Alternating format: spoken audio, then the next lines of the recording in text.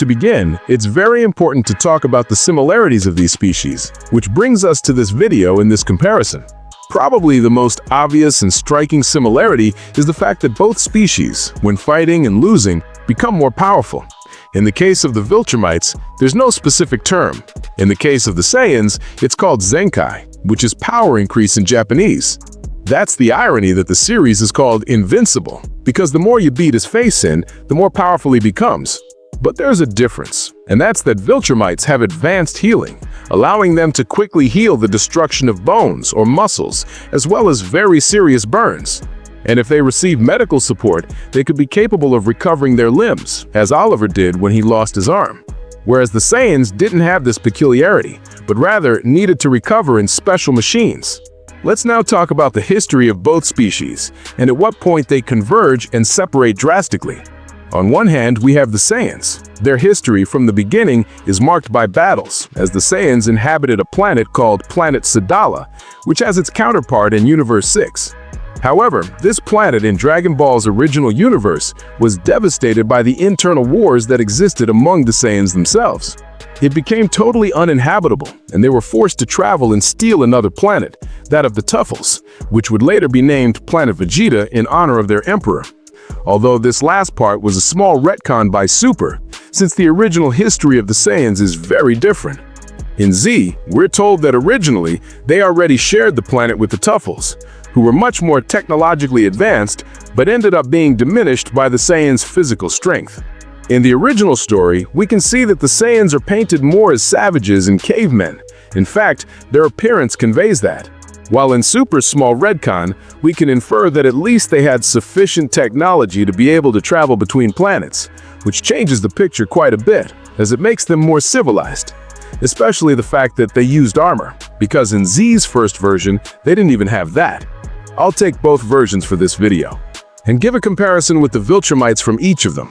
Regardless of each version, there's a common fact, and that's that the Saiyans are capable of causing their own extinction. They literally destroyed their original planet. Moving to the Viltrumite history is somewhat more complex, as we have three versions: Nolan's version, Mark's version, and Thragg's version. But it's possible to unite them all to form a single chronology. The Viltrumite story begins on the right foot, unlike the Saiyan one, as the Viltrumites managed to keep their original planet. This thanks to the good decisions their greatest emperor had, Emperor Argall. Although in the Invincible series, we never meet another emperor besides him, it can be inferred that there were others because it was Argall who changed the Viltrumites' mentality due to his great wisdom and knowledge. He made them a technologically advanced society and managed to quell their battle desires. We could say that Viltrumite society before Argall's arrival was similar to Saiyan society, a society motivated by battles and the desire to be the strongest. The idea of this is reinforced because as soon as Argall dies, in search for a new emperor with the intention of finding someone who had his blood and therefore his strength, they killed each other in one of the darkest eras for the species. But let's not get to that point yet. If we compare the emperors, in King Vegeta's case, he didn't achieve much for his species, as his decisions were more motivated by the desire to battle. In fact, despite having decent technology, at least for traveling in space, they didn't make the true quality leap until Frieza arrived and dominated them, but gave them sufficient technology to advance. And unlike what many think, that perhaps if Frieza hadn't come to give them that technology, the Saiyans could have evolved. Kaiosama himself in the original series says that their constant battles caused their technological advances to diminish. Therefore, for every step they took forward, they went back too. And in fact, if we look at Saiyan society in Bardock's new canonical story, we'll realize that yes, they had advances in ships, they had recovery machines, but they used simple knives.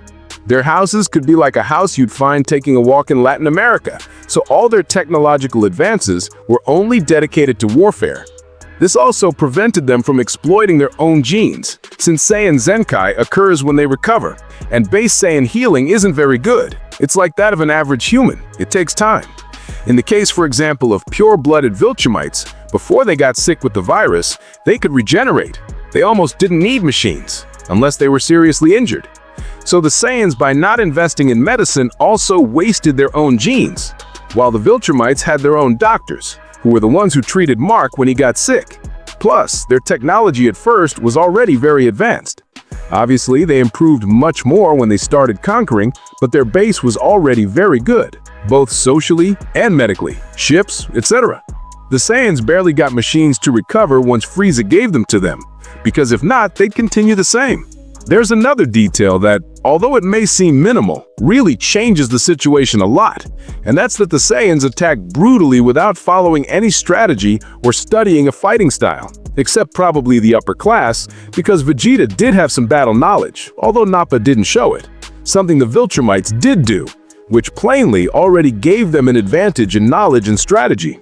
Another very important factor is reproduction. You see, if you're only watching the Invincible series, maybe you don't know this, because the series shows that several Viltrumites aren't interested in procreating with humans, and everyone sees it coldly. But in the comic, it's the complete opposite, because in the end, the Viltrumites grow fond of humans, create relations, and settle down. Also, the reason why currently the Viltrumites are very few is because of the Scourge virus, a virus created by a Viltrumite traitor, Thaddeus, which was kryptonite for the Viltrumites, as it caused thousands to die daily, diminishing their troops so much until leaving only 60 pure-blooded Viltrumites. So the extinction, in many quotes, of the Viltrumites was for an external reason. It wasn't their fault. It was a traitor who did that. In the Saiyans' case, it's very different, because in the original series, we're told that Goku and his loving and kind character is a unique case among the Saiyans. We can also see from cases like Raditz that he didn't care about Goku at all. He had no qualms about killing him. Same with Vegeta with Nappa, or Vegeta himself at the beginning of the Android saga. Then he started growing fond of Trunks and his wife Bulma, but at first he acted terribly with them. Currently, he's a sweetheart, but it took him time. We can infer then that the Saiyans didn't have that affection and that intention to connect with each other, so natality could be in danger in the not-too-distant future. Besides, considering they sent babies to planets hoping they'd manage alone, you don't need to think much to realize that's a terrible idea.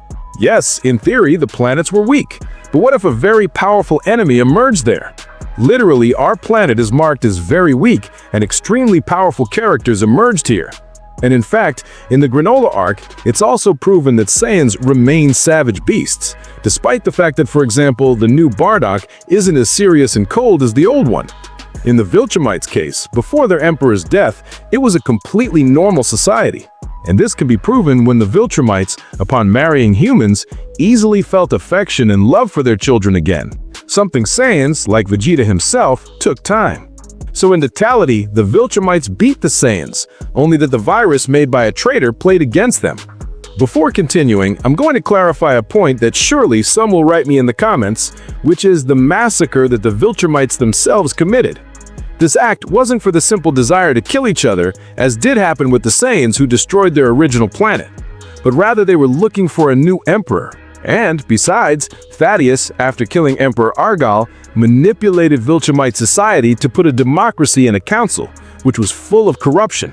The point is, the Viltrumites were in political instability, and although many killed themselves, 50% of their population remained.